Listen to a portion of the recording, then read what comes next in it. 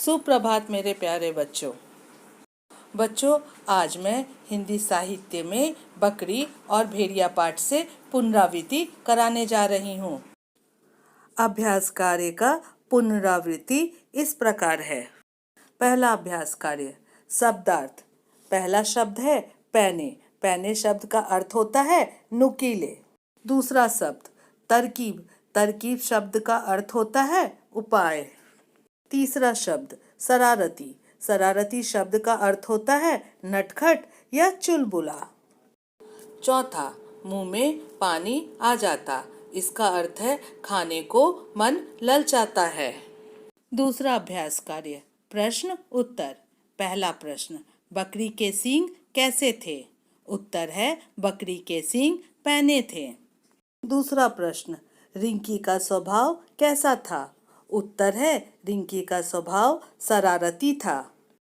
प्रश्न 3, बकरी कहाँ गई थी? उत्तर है बकरी अपनी माँ के घर गई थी। प्रश्न 4, बकरी के जाने के बाद कौन आया? उत्तर है बकरी के जाने के बाद भेड़िया आया। प्रश्न 5, पिंकी कैसे स्वभाव की थी? उत्तर है पिंकी सीधी और समझदार स्वभाव की थी। तीसरा अभ्यास कार्य, किसने कहा? क नंबर, मैं तुम्हारी नानी के घर जा रही हूँ। किसने कहा? उत्तर है बकरी ने कहा। क नंबर, तुम्हारी मौसी हूँ बच्चों। किसने कहा? उत्तर है भेड़िया ने कहा। ग नंबर, हम दरवाजा नहीं खोलेंगे। किसने कहा? उत्तर है पिंकी ने कहा। चौथा अभ्यास कार्य, खाली जगहों को भरे। पहला, जंगल में एक डैश रहती थी।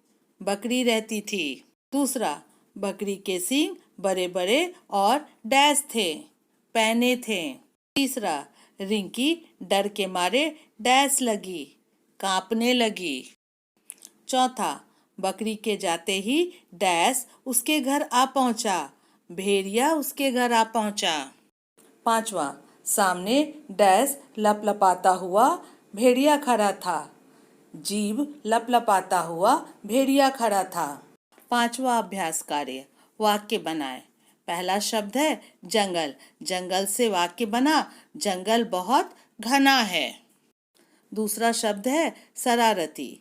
शरारती शब्द से वाक्य बना, बच्चे बहुत शरारती होते हैं।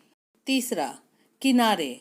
किनारे शब्द से वाक्य बना, नदी के किनारे एक आम का वृक्ष है। चौथा, समझदार। समझदार शब्द से वाक्य बना, रानी बहुत समझदार लड़की है। बच्चों, रिवीजन कार्य समाप्त हुआ। धन्यवाद।